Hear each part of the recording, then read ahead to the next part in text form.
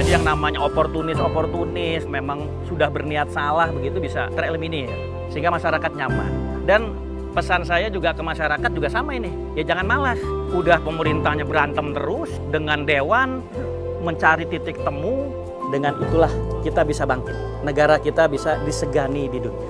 Kabupaten Tasikmalaya hari ini mendapat anugerah yang luar biasa. Amin. Pak Wamen memberikan pencerahan.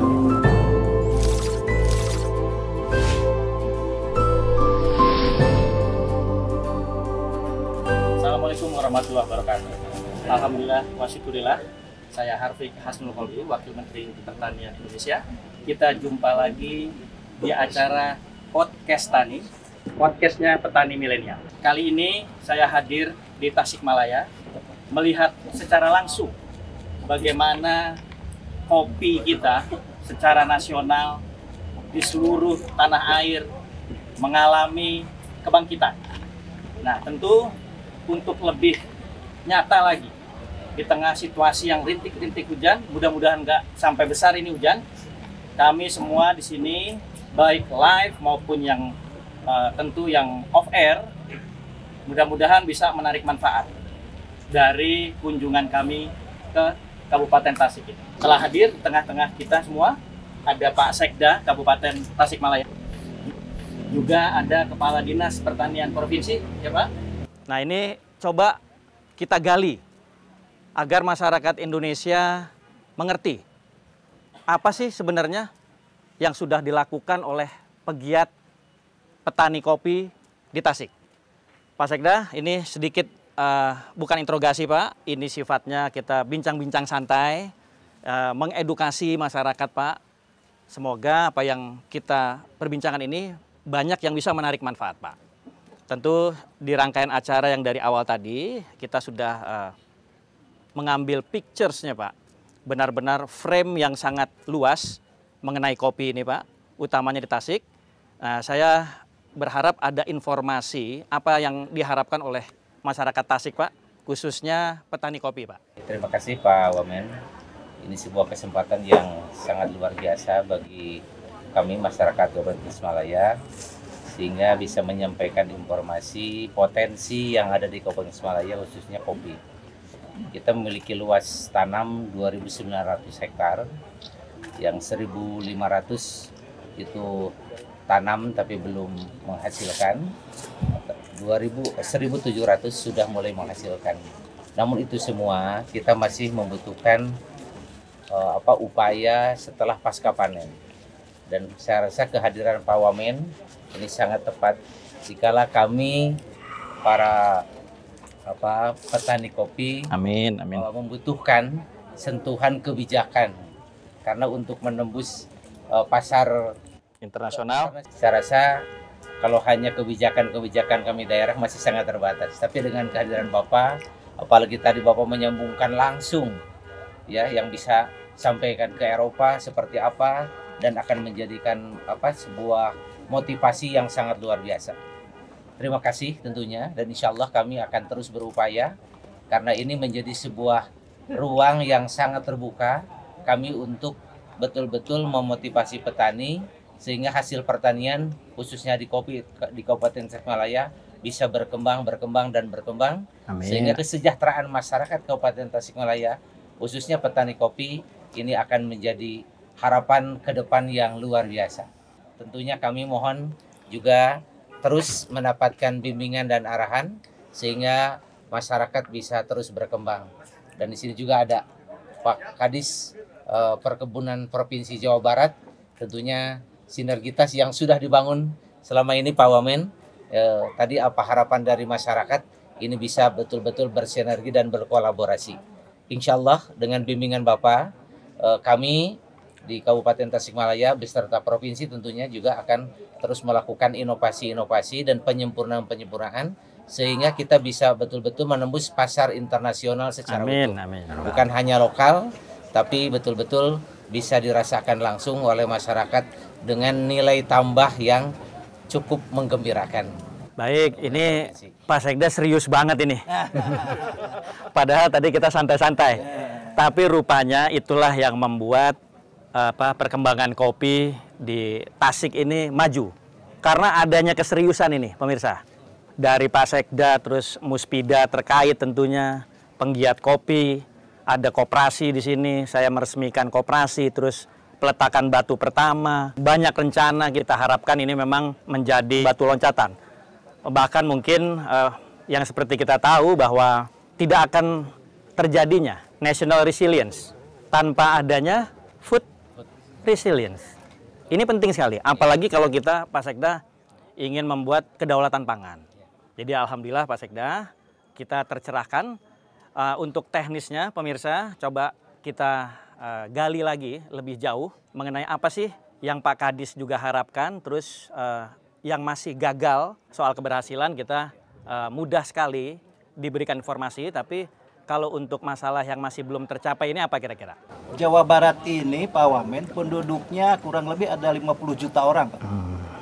Jadi kurang lebih hampir 18-20% penduduk Indonesia itu ada di Jawa Barat. Jadi betapa Provinsi Jawa Barat ini ya harus mengembangkan semua potensi agar penduduk Jawa Barat yang banyak itu tidak menjadi masalah.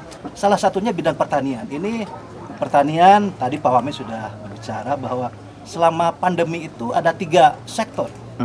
Sektor kesehatan yang masih berkembang, sektor IT, sektor pertanian.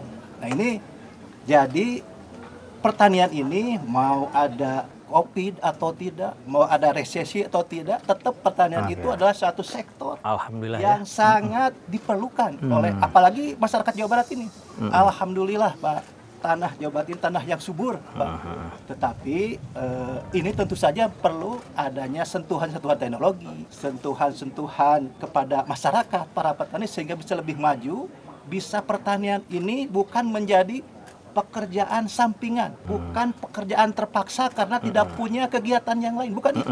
Tetapi pertanian itu merupakan pekerjaan yang utama, memang bisa menghasilkan untuk menjamin kehidupan mereka. Jawa Barat, Pak, diantaranya adalah salah satunya seperti Bapak di pusat ada program petani milenial, tagline-nya adalah hidup di desa, rezeki kota, bisnis mendunia. Alhamdulillah.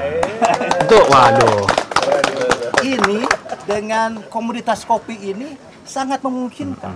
Bapak tadi sudah mengungkapkan tadi berbicara langsung bahwa kita ini bisa ekspor dan tidak usah masyarakat itu berbondong-bondong pergi ke kota. Di pedesaan juga ada sumber devisa. Betul. Sumber penghidupan yang bisa dimanfaatkan oleh masyarakat. Nah ini sudah menanam kopi dan sebagainya yang mungkin yang harus kita bina lebih lanjut adalah dalam jangan sampai hanya jual cerinya saja. Ya. Jual mentah lah, jangan jual mentah. Mentah. Nah ini pengolahan ini yang perlu diberikan kalau ada bantuan, dan juga peningkatan pengetahuan dan juga bagaimana caranya Penyuluhan. Kalau permodalan bagaimana memanfaatkan kur yang banyak itu. Baik, ini pemirsa luar biasa sekali ya. Asik ini. Karena tadi Pak Kadis menyampaikan jumlah penduduk yang demikian banyaknya melimpah, ini justru bisa menjadi potensi, malah jadi aset. Saya ingat nih kawan-kawan bahwa ini dilakukan oleh pemerintahan RRT yang tadinya jumlah penduduk mereka sedemikian banyak itu beban, mereka rubah menjadi aset. Di Tiongkok seperti kita ketahui sekarang beliau negara Tiongkok ini menjadi pesaing utama ini untuk negara Amerika. Ini semua karena memang kerja keras masyarakatnya. Ini yang baiknya ya. Jadi artinya mereka begitu mudah, begitu cepat, responsif menangkap peluang. Yang tadinya beban malah jadi aset. Maksud saya aset artinya bahwa SDM mereka bisa dioptimalkan. Saya kaget itu, satu desa ada yang sepi paginya Pak. Begitu kita lihat ke dalam rumah itu sedang bekerja Pak. Yang saya maksudkan bahwa home industrinya berkembang, sangat berkembang. Itu ibu-ibu yang sudah manula, orang tua Pak, mohon maaf cacat begitu, itu diberdayakan semua. Saya sih berpikir bahwa dalam kunjungan kali ini, perkembangan-perkembangan yang seperti itu, apa yang positif dari negara-negara sahabat kita itu bisa kita tiru Pak. Jadi sengaja tadi saya lakukan demikian. Saya langsung komunikasi dengan salah satu atas pertanian kita di Eropa, di Roma, karena supaya masyarakat tahu apa sih yang pemerintah lakukan, karena bagaimanapun juga Bapak kan Kepala Dinas dan Pak Sekda, kita semua mengayomi masyarakat ini. Ini penting sekali agar masyarakat terbantukan, supaya sejahtera. Garis kemiskinan bisa terlampaui ke atas prasejahtera. Kalau bisa sejahtera, habis itu mapan. Nah ini kan akan menghilangkan semua penyakit-penyakit pada masyarakat. Kriminalitas bisa ditekan, angka pengangguran juga jadi kecil. Nah ini saya berharap. Jadi mungkin itu pemirsa, saya berharap mudah-mudahan akselerasi bagaimana kegiatan pangan bukan hanya jadi tren ya Pak. Ini kita sepakat ini sebenarnya. Apa yang harus kita lakukan secara sinergi ini harus sering-sering kita jumpa nih Pak. Agar masyarakat di Kabupaten Tasik ini mengerti Pak. Dilakukan sosialisasi. Dulu ada yang namanya siaran Bapokting, bahan pokok penting. Itu selalu Kementerian Perdagangan dengan Kementerian Pertanian yang memang tupoksinya berbeda. Perdagangan selalu soal margin tentunya, income untuk negara, keuntungannya. Sementara di Kementerian Pertanian kami produksi. Kita berharap jangan sampai jadi friksi sebenarnya. Walaupun tupoksi berbeda, kita bisa bersinergi. Nah untuk itu saya usulkan kemarin ke Pak Presiden untuk membuat acara-acara yang sifatnya mungkin eselon 1 kami di Kementan dengan eselon 1 di perdagangan.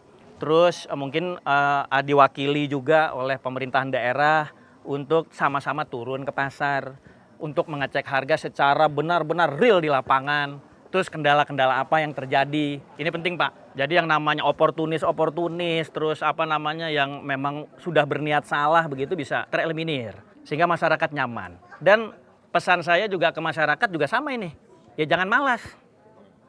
Udah pemerintahnya berantem terus dengan dewan mencari titik temu.